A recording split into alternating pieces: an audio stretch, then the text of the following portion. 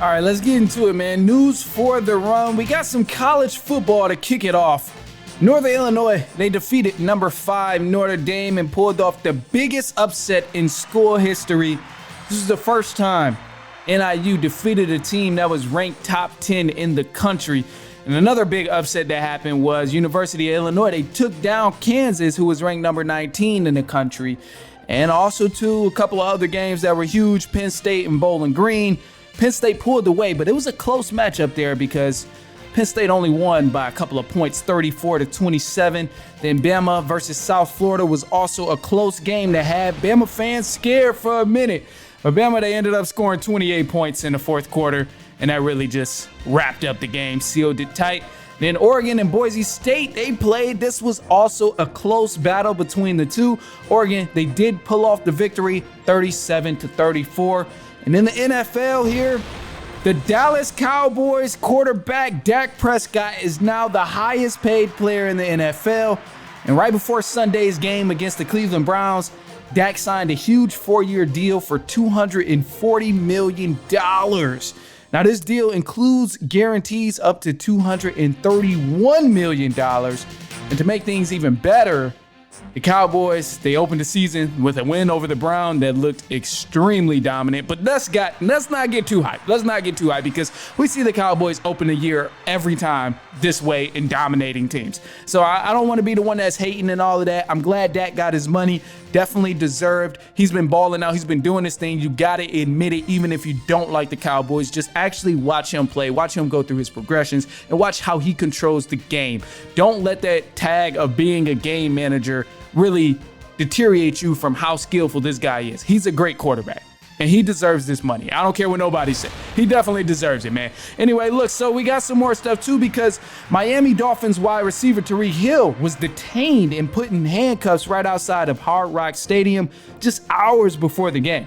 Now, it said he was pulled over for a traffic violation, but the video shows 3 police officers using excessive force, yelling, cursing, pushing him to the ground, calling them names, all of that stuff. So thankfully, Tyreek Hill was let go of and with no injuries, of course. And he eventually did play in the game against the Jaguars and balled out, did his thing. But above all, man, this was just kind of crazy because, you don't expect these sort of things to happen right before a game. I know there was an incident where a big golfer was going to play in his Masters match and he was arrested and, shaken down by the police and all of that stuff. So it's kind of crazy that this is happening. But above all, it's even more sad to me that people were screaming, saying, hey, that's Tyreek Hill with the Dolphins. Like, he's about to go play a game. There's people walking in Jersey saying, cops, what are you doing? There's people filming, driving in cars saying, what are you doing? All of this stuff is going on, and the cops are just zoned out, not paying any attention, focused on doing whatever the hell they was doing to Tyreek Hill, all for nothing. And the thing that really, really bothers me about this is, obviously, people know Tyreek Hill, so it's a big thing. It's super popular. It's like, whoa, whatever is going on. But Tyreek Hill, NFL player, drives a nice car. I believe it was like a Ferrari or a Lamborghini, one of those. Don't quote me on the car, but a damn nice car. Cops banging on his window, telling him to hurry up, cussing him out and all of that stuff. And it's just like, all right, bro, like you doing all of this, but like one, I don't think they realize how stupid they're going to look once they realize this is a public figure. And it's sad to say it, but if this was a regular dude who's a drug dealer in Miami, nobody gives a shit, unfortunately. That's just the sad truth of it. Nobody is going to care because they're like, oh, he's, it's another black dude getting beat down by the cops. Unfortunately, that's the world we live in. But seeing this happen to Tyreek Hill, I think it really opens up the eyes of some people who think that, oh, it only happens to drug dealers, or this sort of thing only happens to guys who are black and up to no good, even though they may not even be up to no good. They might just be minding their business, but because this happened to Tyreek Hill, it shows a lot of people that don't matter if you're an athlete, a rapper, a superstar, and you're black. Either way, it can still happen to you. Now, I'm not one to sit here. I'm not trying to make this whole thing like black people always getting beat by the cops and all of that. We already know that's how it goes down in this country. And truthfully be told, that's how it's been going down for years, before and after cameras, unfortunately. That's just how it's been.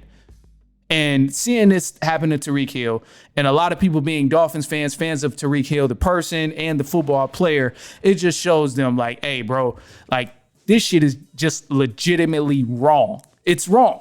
Not only did you do it to him and he's minding his own business, but the thing I want to say is that this happened to Tyreek Hill, but this happens to people in your local city every damn day. Unfortunately.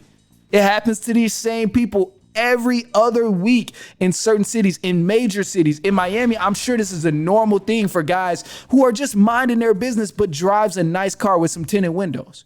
They may work for a corporate office. They may be a drug dealer. Who knows? But either way, that does not give you the right to throw them to the ground and all of that stuff like they were doing. It just shows that it was messed up from the jump, regardless of if he's an athlete or not. Either way, it's that damn simple. Anyway, look, man, we got some more games because I want to feed you some of the games that happened over the weekend. So here's a couple of the scores. I'll just jump into that. So we had some good games on Thursday. Obviously, you know, Chiefs, they beat the Ravens in a close matchup. It was literally a toe touch. You got to go back and check out the instant reaction I did on that. But the Chiefs won 27-20 over the Baltimore Ravens. Eagles, they played their game in St. Paulo, and they ended up winning 34-29 over the Green Bay Packers. I mentioned the Falcons took an L to the Steelers. The Bears, they beat the Titans 24-17, which we have some comments on that. The Colts and Texans were in a great battle here, but the Texans pulled it out in a close matchup, 29-27. Miami Dolphins, they did get the dub after all the Tyreek Hill drama. Ended up winning 20-17 over the Jacksonville Jaguars. And then the Dallas Cowboys smacked up the Cleveland Browns 33-17. Lions played the Rams. They won that game 26-20. And now for Monday Night Football, we get a great matchup here between the New York Jets and the San Francisco 49ers.